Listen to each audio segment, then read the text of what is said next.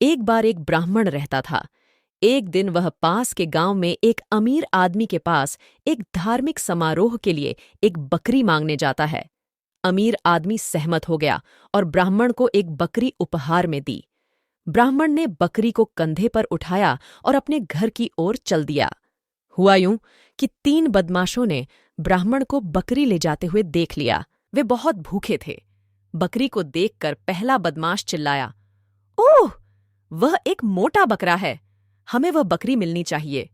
हाँ, ये हम तीनों के लिए बहुत अच्छा भोजन बनेगा, दूसरे ने कहा। लेकिन हमें बकरी कैसे मिलेगी? ब्राह्मण बकरी को अपने कंधे पर उठाकर ले जा रहा है। मुझे यकीन है कि वह इसे हमें उपहार में नहीं देगा, तीसरे ने कहा। मुझे पता है कि उस बकरी को कैसे प्राप्त किया जाए। मेरे पास एक योजना है, पहले बदमाश ने कहा। मेरी बात सुनो। उसने बाकी दोनों के कानों में योजना फुसफुसा दी। वे ब्राह्मण को मूर्ख बनाते और अपने लिए बकरी ले आते। वे सड़क के किनारे पेड़ों के पीछे छिप गए और ब्राह्मण से आगे चले गए।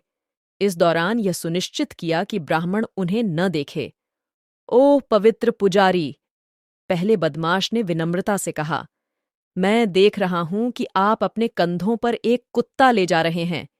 मैं यह नहीं समझ पा रहा हूं कि आप जैसा धर्मात्मा व्यक्ति अपने कंधे पर कुत्ता क्यों उठाएगा। क्या तुम्हारी आंखें नहीं हैं? ब्राह्मण ने कहा, क्या तुम नहीं देख सकते कि यह कुत्ता नहीं, बकरी है? मुझे यह एक अमीर भक्त से एक धार्मिक अनुष्ठान करने के लिए मिला था। माफ करें, लेकिन मैं वही कहता हूं जो आंखों से देखता हूं। मैं अब और कुछ नहीं कहूंगा, पहले बदमाश ने कहा।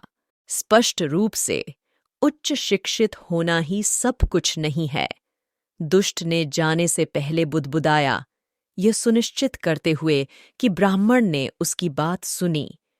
ब्राह्मण उस व्यक्ति को उसकी घोर मूर्खता के लिए कोसते हुए अपने रास्ते पर चलता रहा। वह बमुश्किल 100 मीटर चला था कि दूसरा बदमाश उसके पास आया और बोला, आदरणीय महोदय, आपको एक मरा हुआ बछड़ा कहाँ मिला और आप इसे अपने कंधों पर क्यों ले जा रहे हैं? क्या एक ब्राह्मण के लिए मृत पशु को ले जाना अपमानजनक नहीं है? यह सुनकर ब्राह्मण अपना आपा खो बैठा। वह दूसरे बदमाश पर गुस्से से चिल्लाया, क्या हो रहा है सबको? क्या आप भी उस मूर्ख आदमी की तरह अंधे हैं जिससे मैं कुछ समय पहले मिला था? यह कोई मरा हुआ बछड़ा नहीं है जिसे मैं ले जा रहा हूं। यह एक बकरी है जो मुझे कुछ समय पहले मिली थी। बदमाश ने बेगुनाही का नाटक किया।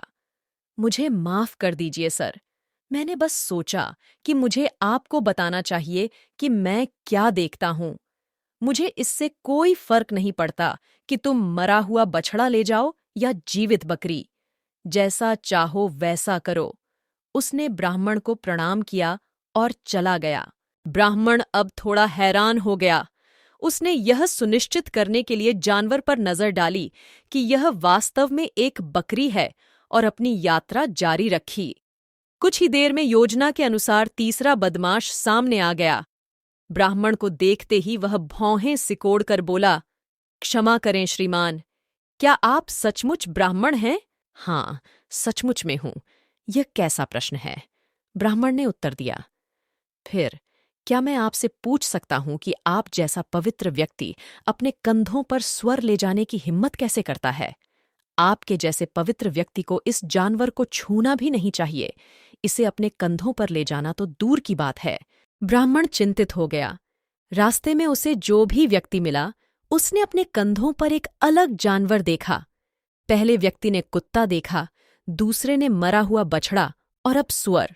क्या होगा अगर मैं एक आकार बदलने वाला राक्षस या एक भूत ले जाऊं जो रूप बदल सकता है? ब्राह्मण ने सोचा। इतने समय तक अपने कंधे पर एक राक्षस को ले जाने के विचार मात्र से ब्राह्मण का चेहरा पीला पड़ गया। अपनी जान के डर से उसने तुरंत बकरी से छुटकारा पा लिया और जितनी तेजी से हो सकता था घर भाग गया। बदमाश ने अपने दोस्तों को आवाज लगाई। उन्होंने बकरी उठाई और वहां से चले गए और पूरे समय उस ब्राह्मण के बारे में बात करते रहे जिसे उन्होंने इतनी आसानी से बेवकूफ बनाया था। शिक्षा। सामान्य ज्ञान के बिना दुनिया का सारा किताबी ज्ञान बेकार है।